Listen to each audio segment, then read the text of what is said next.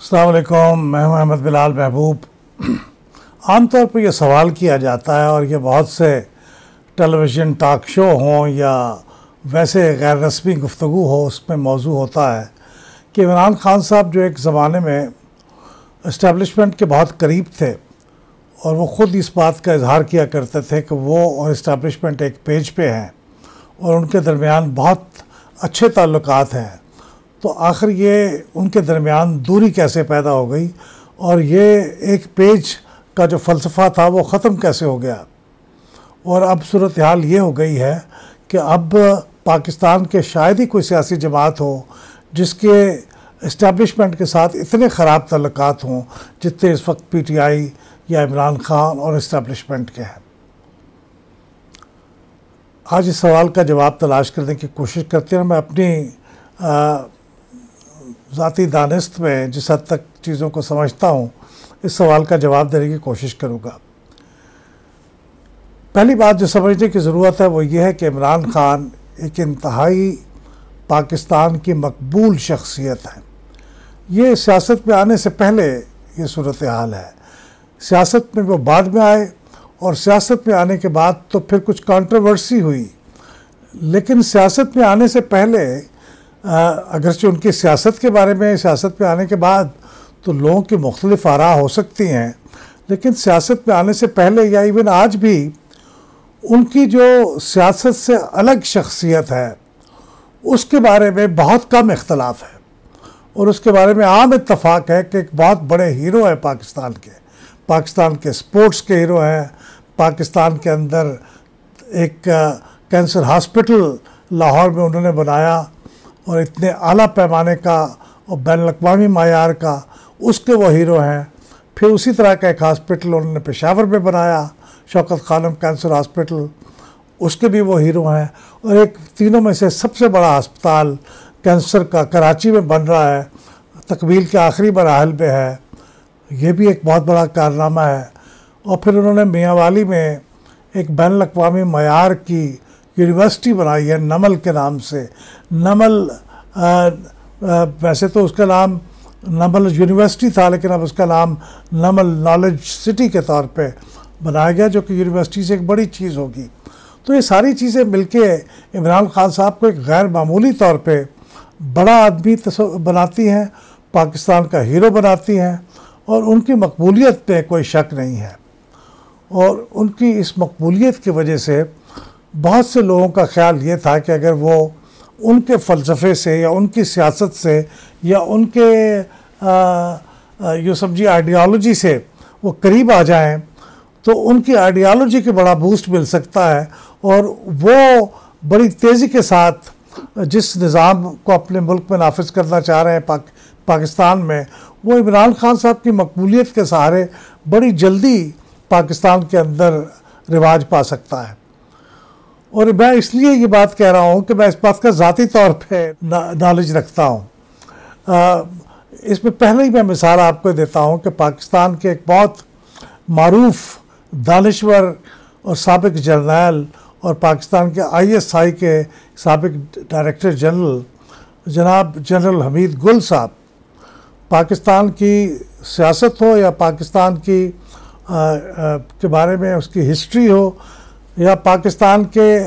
अमूमी मसाइल के बारे में गुफ्तगू हो, उनसे उतना नॉलेज रखने वाली शख्सियत पाकिस्तान में बहुत कम पाई गई है। और उनका पाकिस्तान के बारे में, पाकिस्तान की तरक्की के बारे में, पाकिस्तान को आगे ले जाने के बारे में उनका एक ख़ास फ़लसफ़ा था और उस फ़लसफ़े पे वो यकीन रखते थे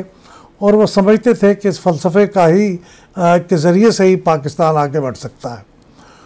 वो ज़ाती तौर पे वो भी मारूफ शख्सियत थे और उसकी बहुत इज़्ज़त और एहतराम था मुल्क के अंदर,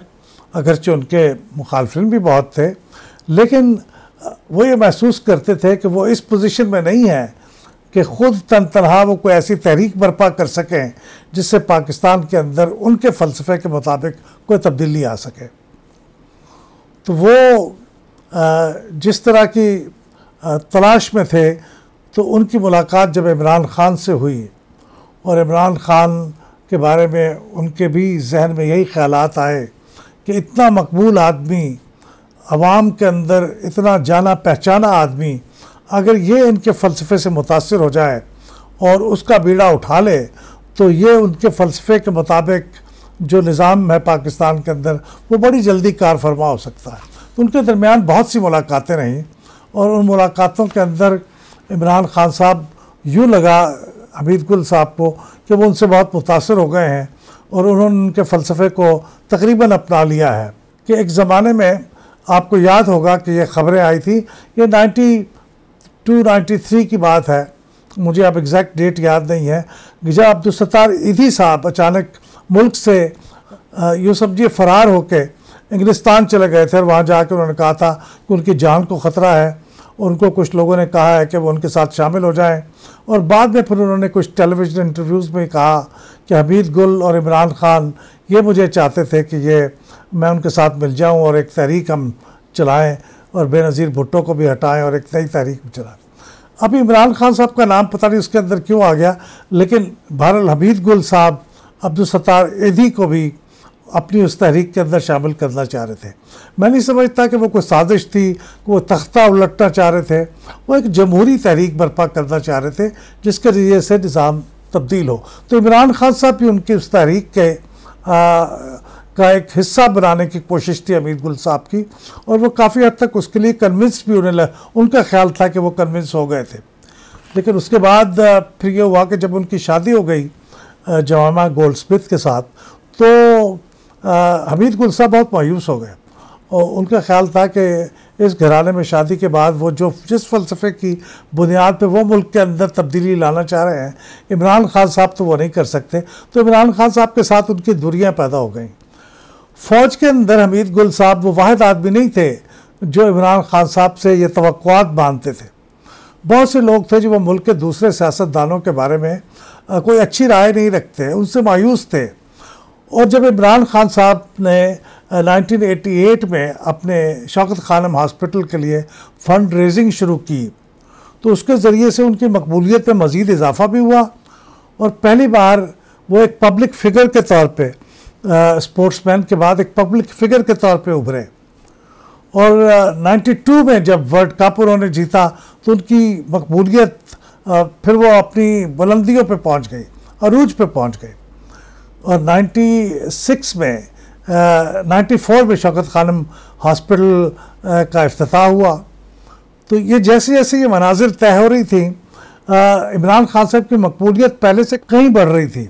और वो पाकिस्तान के अंदर यूँ लगता था कि अगर वो किसी के साथ होंगे तो वह तहरीक कामयाब हुए बगैर नहीं रह सकती। 96 में उन्होंने सियासत में आने का ऐलान किया और पाकिस्तान तहरीक इंसाफ की बुनियाद रखी। उसके बाद उनकी ये जो अपील थी, ये सियासत में आने से पहले भी और सियासत में आने के बाद, लेकिन सियासत में बढ़ गई, लेकिन सियासत में आने के बाद अब उसका एक सियासी रुख हो गया और वो तमाम लोग जो इस मुल्क के अंदर कोई सियासी तब्दीली देखना चाहते थे, उनकी ये ख्वाहिश हो गई और वो मरकज़ बन गए उन तमाम लोगों के तवक्कुआत का जो पाकिस्तान में सियासी तब्दीली अपने नुक्ता नज़र से चाहते थे। लेकिन इमरान खान के बारे में एक ख्याल ये किया जाता था कि इमरान खान मकबूल तो बहुत है, लेकिन ये बहुत नॉलेजेबल नहीं है, इनको सियासत का पता नहीं है, इनको मुल्क की तारीख़ और सकाफ़त का भी पूरी तरह पता नहीं है। तो इसलिए ये बहुत आसानी से किसी आइडियोलॉजी की तरफ राग़िब हो सकते हैं, अट्रैक्ट हो सकते हैं। हमीद गुल साहब का भी यही ख्याल था और इसी बुनियाद पे वो उनके साथ राव रस्म बढ़ा रहे थे, उनके साथ ताल्लुकात थे। और बाद में भी बहुत से लोगों के जहनों में ये था कि इमरान खान साहब इम्प्रेशनेबल हैं, इतना उनका नॉलेज सियासत के बारे में नहीं है, क्योंकि वो बहुत देर के बाद सियासत पे आए हैं, मुल्क से बाहर रहे हैं। बुनियादी तौर पे वो स्पोर्ट्स उनका मैदान था, तो वो समझते थे कि उनको मुतासर किया जा सकता है। तो इसलिए जब वो 2018 के इंतखाबात से पहले, जब 2013 के इंतखाबात में भी उन्होंने ये इंतखाब लड़ा और उसमें वो कामयाब ना हो सके, तो उसके बाद फिर फ़ौज के कुछ लोगों ने, इस्टेब्लिशमेंट के कुछ लोगों ने उनके करीब होना शुरू कर दिया और उनको उनके ऊपर उनको मुतासर करने की कोशिश शुरू कर दी कि आप इस तरह से करें तो इस तरह कामयाब हो सकते हैं।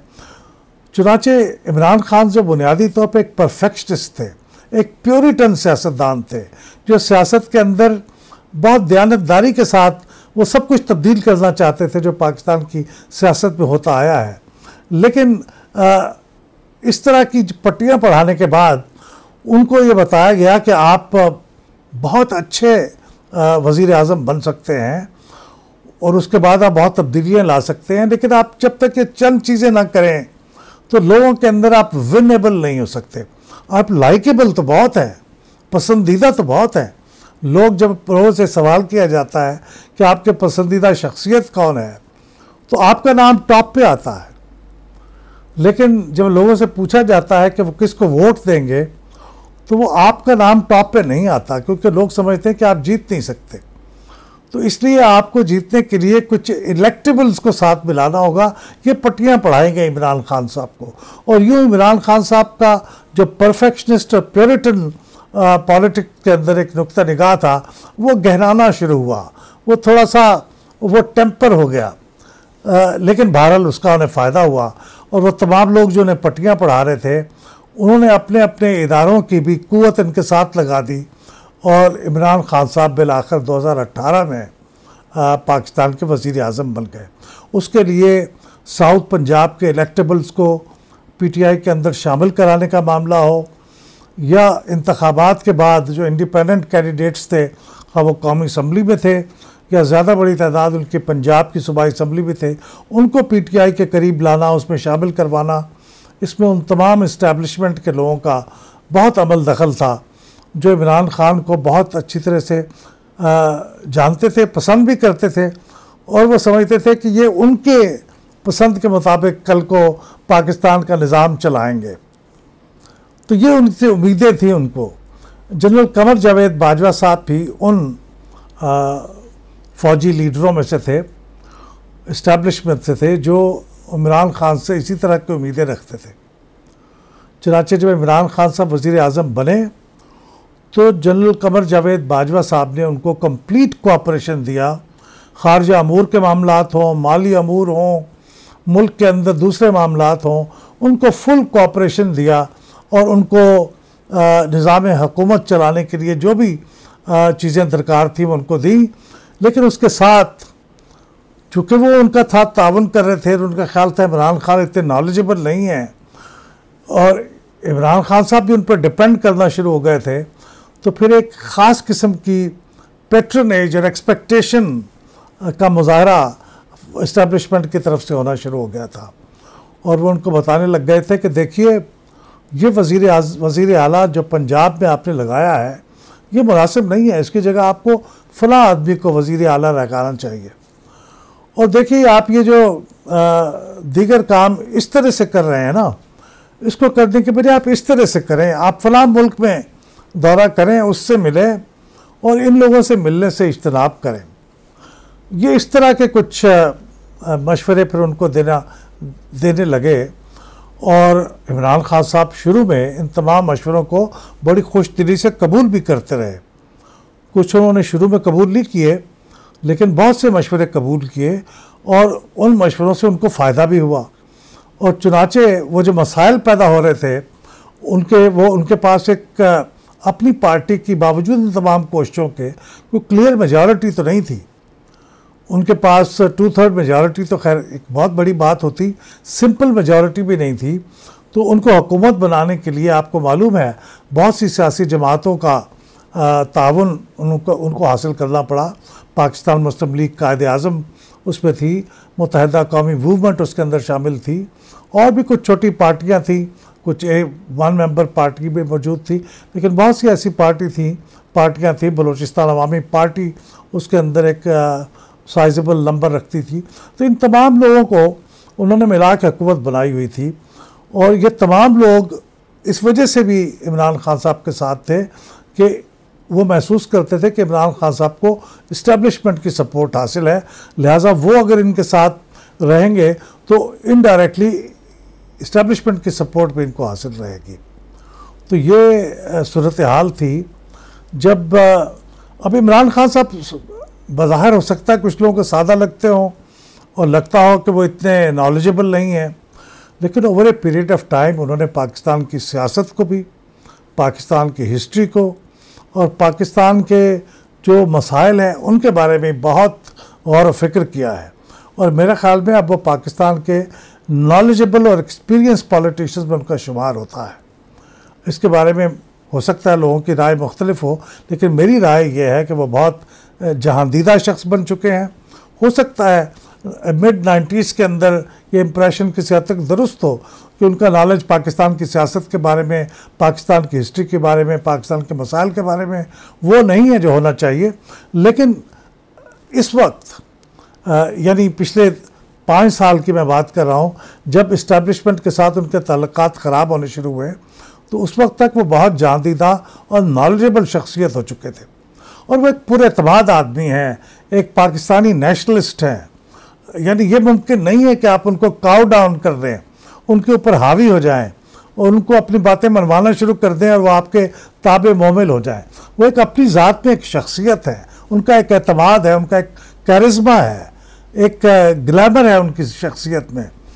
चुनांचे एक ऐसा शख्स जो आवाम को अपने ग्लैमर और अपने कैरिज़मा की बुनियाद पे अपने साथ लेके चलता हो,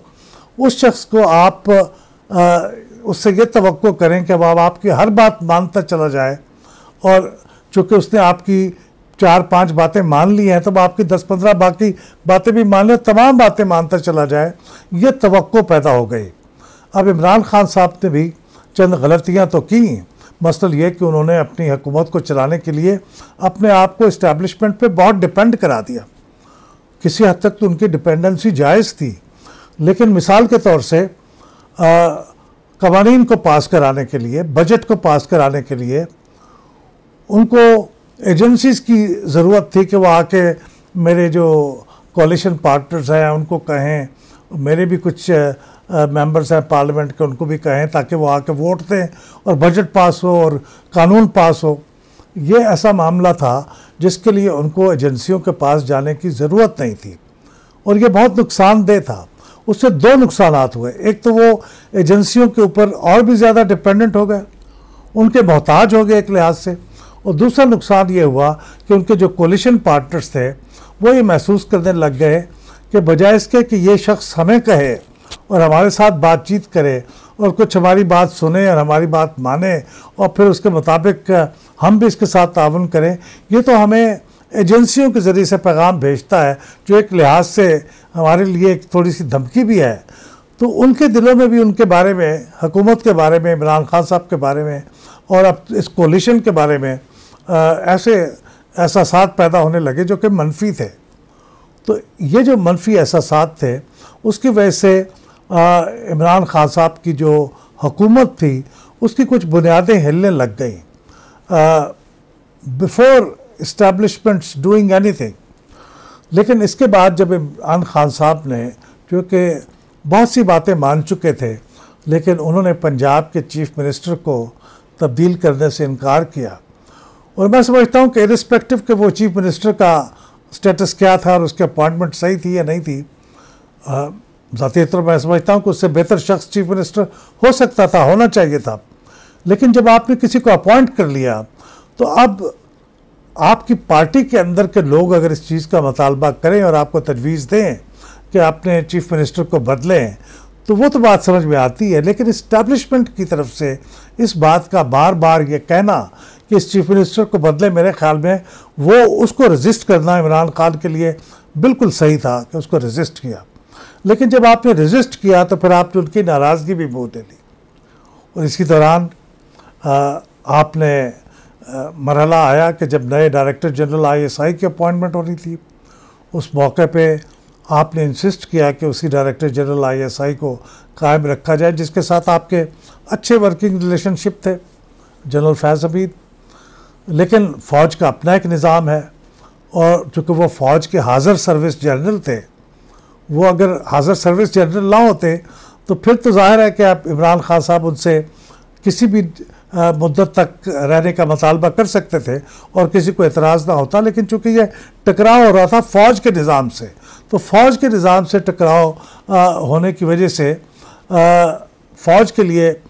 इमरान खान साहब की इस बात को तस्लीम करना मुमकिन नहीं था कि ISI के डायरेक्टर जनरल को इसी को चलने दिया जाए, तो वो तब्दीली नागुज़ीर हो गई थी। तो जब ये नागुज़ीर तब्दीली हुई तो ये इमरान खान साहब को इस बात ने बहुत नाराज़ किया। दिल में उनके ये बात एक कांटे की तरह पैवस्त हुई कि वो अपनी मर्ज़ी का डायरेक्टर जनरल ISI नहीं लगा सकते। हालांकि ये बात उनको समझनी चाहिए थी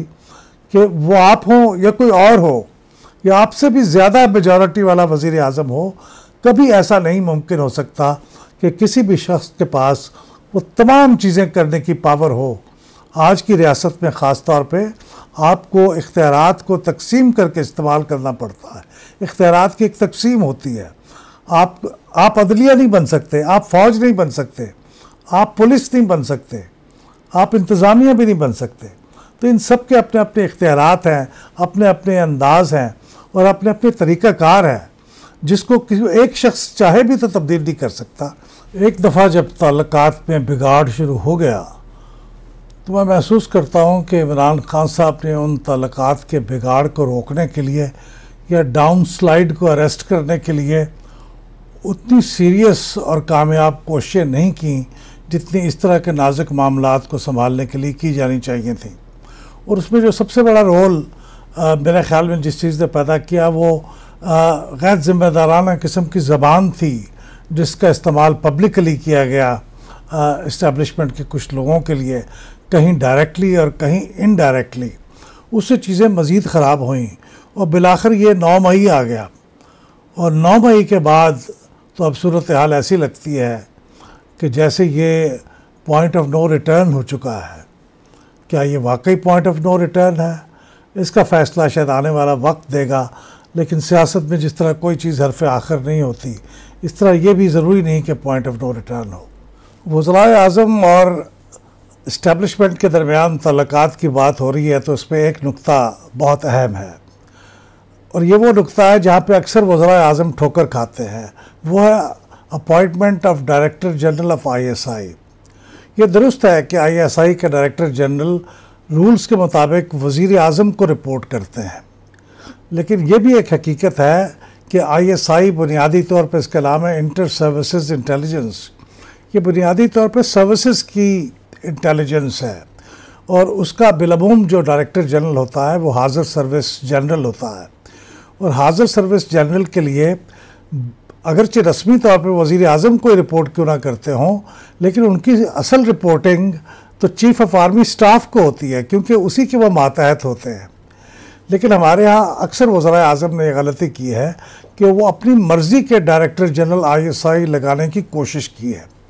और जब भी ये कोशिश हुई है ये नाकाम भी हुई है और इसके मुज़र असरात भी हुए हैं।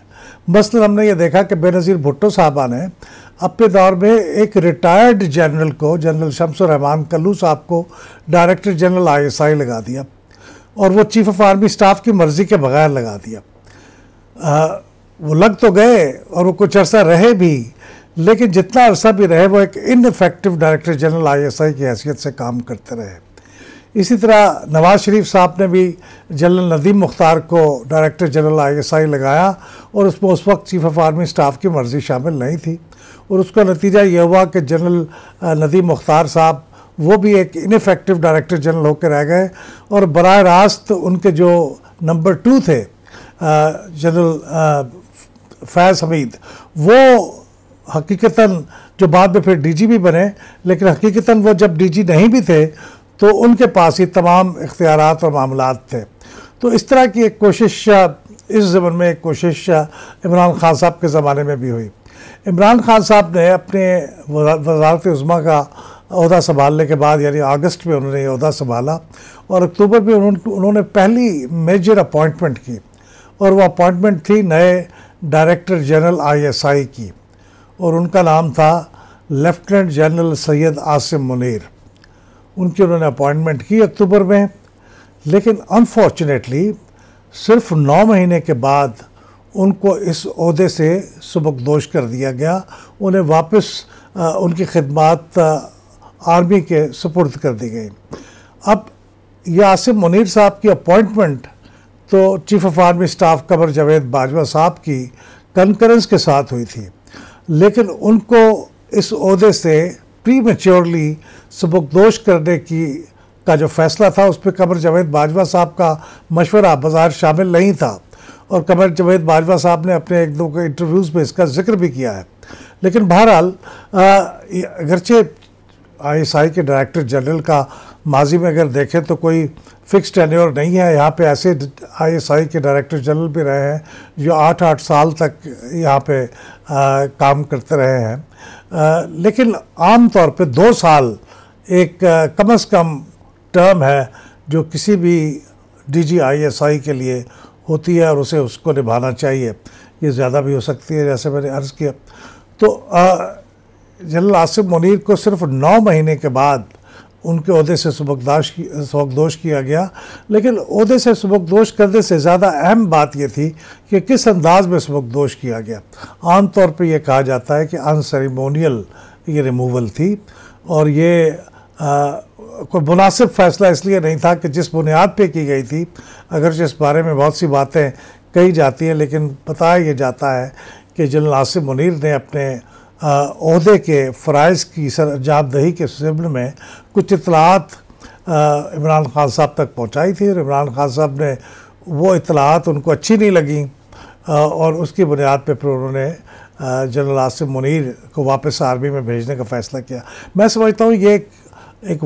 बाद के आने वाले वाक़यात ने साबित किया कि इसने ना सिर्फ कंट्रीब्यूट किया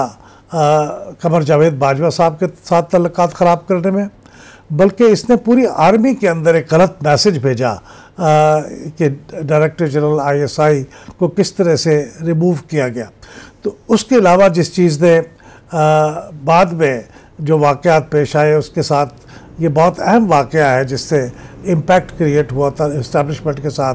ताल्लुकात का। और मैं समझता हूँ कि बाद में आने वाले जो वज़राए आज़म हैं उनके लिए भी एक अच्छी मिसाल है कि आप किसी एक शख्स के साथ